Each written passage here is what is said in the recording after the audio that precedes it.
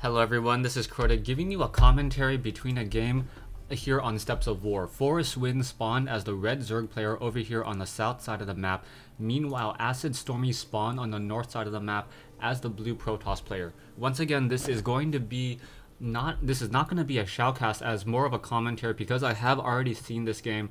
Acidstormy had asked me to cast 2 games for him, tell him what I thought about his particular strategy in Protoss versus Zerg, and I really like how he plays this particular matchup.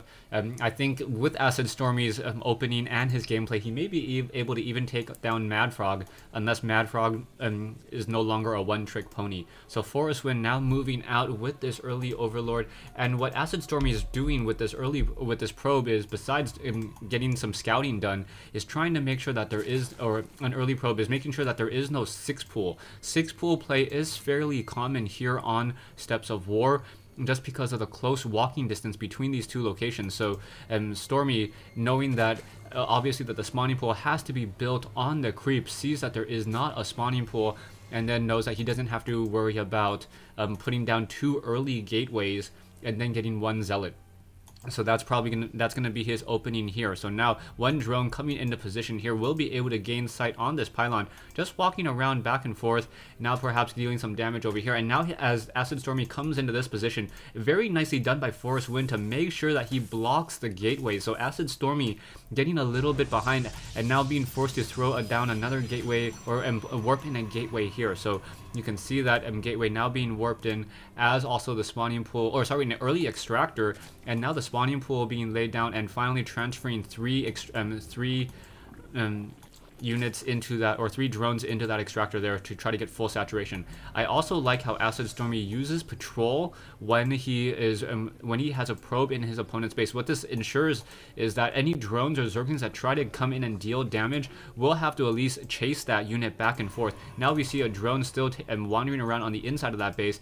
Acidstormy also making sure to have double pylon power for most of his tech buildings. I believe that this power field, no, it's just out of range, but most of the time I see Acidstormy trying to make sure that there are 2 pylons powering each building.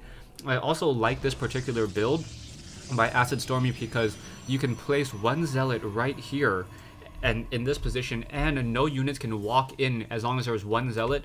On top of that, Acidstormy is then able to warp in units into this power field right here. Now, as this fight continues, we're going to see this drone move away.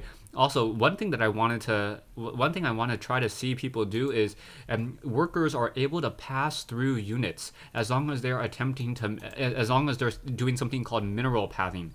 We'll see that later in a little bit, and then I want to see that used aggressively. That was something that I've seen used in StarCraft 1, but now it should also be able to be used in StarCraft 2 as well. So we'll see how that works, as a 16 hatchery being placed down by Forestwind.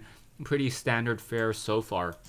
Now on Steps of War, because your bases are so far away from each other, it is important, especially against Protoss, against a Zerg player who have a difficult time trying to scout your tech, to put your key tech buildings back here. As a Zerg player, you want to, in a Zerg mirror match, you want to put your key tech buildings in the back of your base, making sure that if your opponent wants to see anything, they really need to commit an Overlord or a lot of Zerglings in order to figure out what you're exactly going.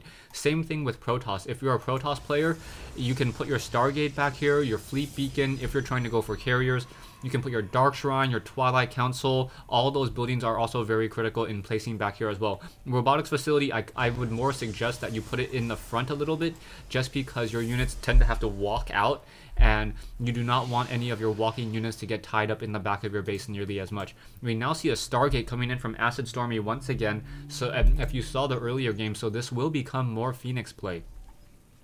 However, this game should be this game is a little more interesting than the previous game on Shakuras Plateau. I will be giving a quick review on every single map in the 1v1 ladder, and doing that as my next Q&A session. I know to turn off Fog of War, so yeah, just stay tuned for that. And I also have another announcement to be making pretty soon. Hopefully I can make that announcement and let you guys talk about it and get some feedback from you guys.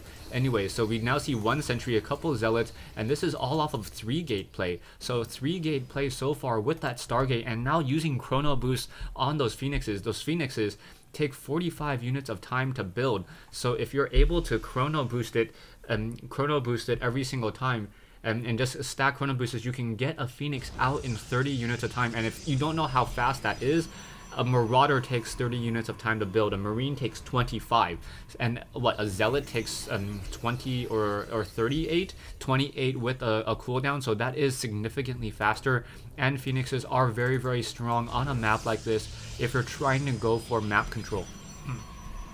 Especially against a Zerg player who needs to get Overlords, and a Zerg player who tends to use most Zerg players tend to use Overlords in order to gain sight. However, against a Protoss player who's going for Phoenixes, that is a very, very dangerous proposition, as you may find yourself constantly supply locked trying to replenish your Overlord count. We do see some Zealots now moving out, and both sides just playing Sim StarCraft right now in order to just feel each other out. And in a game of Sim StarCraft, it is generally a bad idea to play Sim StarCraft against a Zerg player, as a Zerg player can out-expand you very, very quickly. And if they're able to power drone that, look at the number of just larvae sitting here. If you're able to power drone, that is just going to give you a very, very strong economy of D. And however, he's now going for mass Zerglings, so mass Zerglings now coming into play.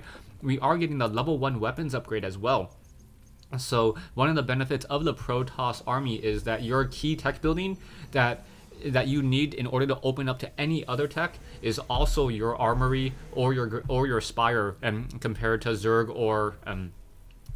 or Terran, because it allows you to get that level 1 weapons upgrade. However, you do need a fleet beacon in order to continue to research. Anyways, as these Phoenixes now move out, the Phoenixes are going to look for some easy Overlords, and those Phoenixes move very, very quickly, so they're going to be able to just start shooting at these Overlords and then try to use that range against, or use that ledge against them. We'll be able to find another Overlord here, so these Overlords are now going to get shot down. Forestwind at this stage in the game needs to be very careful. There is one Overseer in this base, dropping a Changeling there, so these Stalkers should be able to shoot down this one Overseer here, taking down that Changeling as well.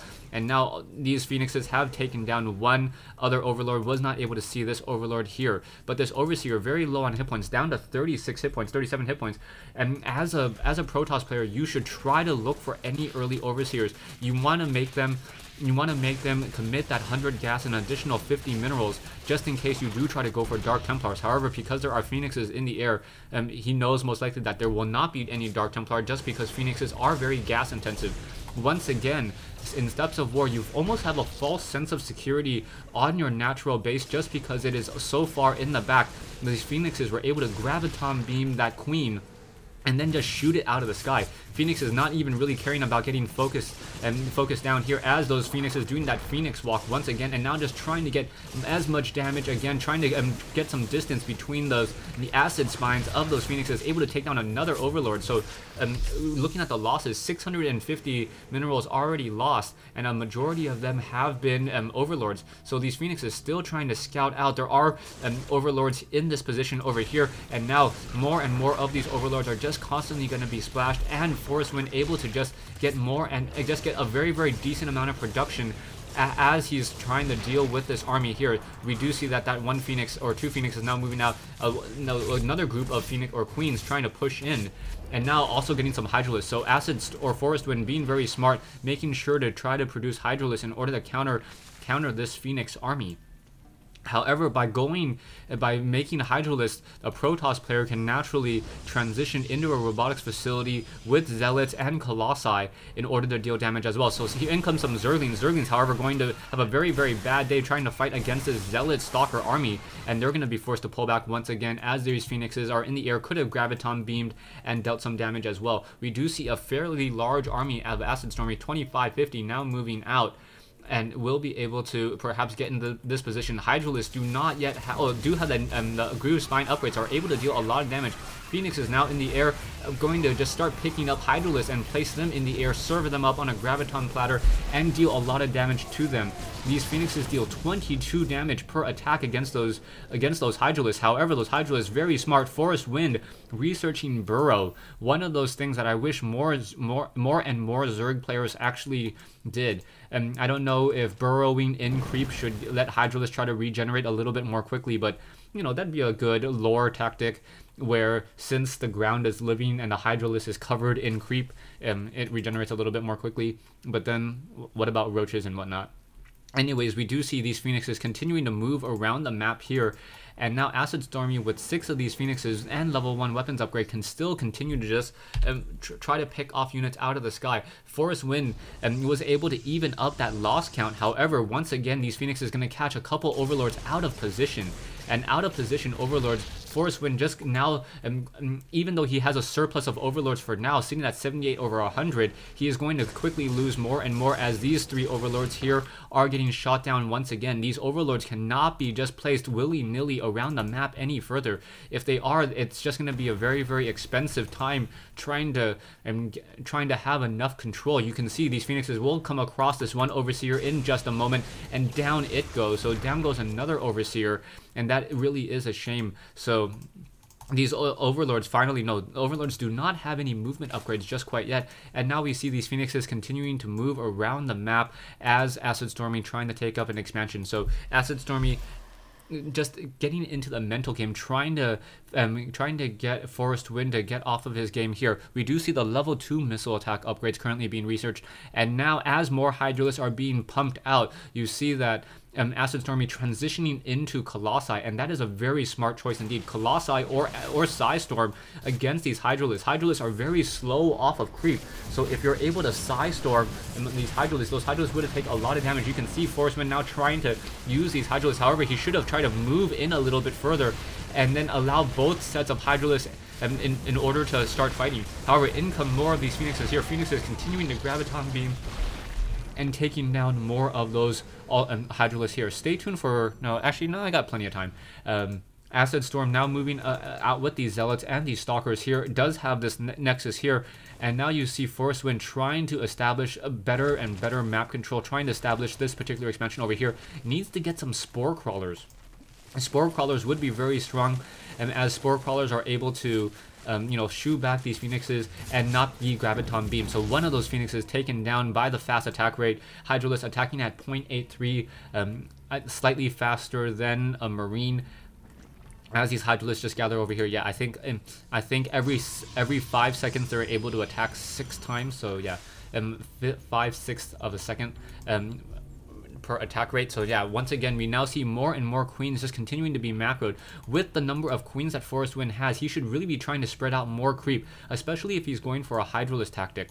Hydralisk tactic is very strong. However, acidstormy knows that because of the number of Phoenixes he's producing, he's just going to continue to force Forestwind to produce more and more Hydralisks as a response. So as more Hydralisks are trained, these Colossi with that range of 9 and able to deal 34 damage per swipe against Hydralisks, which generally like to line up and start spitting at these Colossi, and that's going to be a very, very bad indeed, as those Colossi are able to hit 3 to 4 Hydralisks at a time. So 34 times 4, you guys can do the math. I'm not going to try to stumble over it at this stage in the game. Infestation Pit also down. Overlord now finally have that movement upgrade speed. So that Overlord moving at has the same movement speed as a Thor. However, it feels like that Overlord is moving faster than a Thor. That's kind of odd. Maybe it's just because it is over the air and the Thor has to walk around cliffs and whatnot, but that just naturally feels fairly fast to me. Anyways, I want to get to see an Overseer, but I don't think he has any Overseers to talk about the movement speed of an Overseer. So we do see these Overlords now in the air. However, one probe quickly going to reveal a lot of these Overlords. Phoenix is now being forced to try to move and attack and chase down an Overlord. However, we now see Forestwind moving out with a very decent sized army. However, he does not know about the tech switch. Acidstormy does have level 1 weapons upgrade, so those Zealots will be dealing a lot of damage towards those Zerglings, able to 2-hit them. And also, you can see that these Hydralisks, because they're just using move and attack, these Hydralisks along this backside are not going to be able to fire. With Hydralisks and any range unit, you want to try to move them in a ball and push them forward against your targets so that all of them are able to fire at the same time. Stay tuned for part 2 of this commentary between Acidstormy and Forestwind here on Steps of War.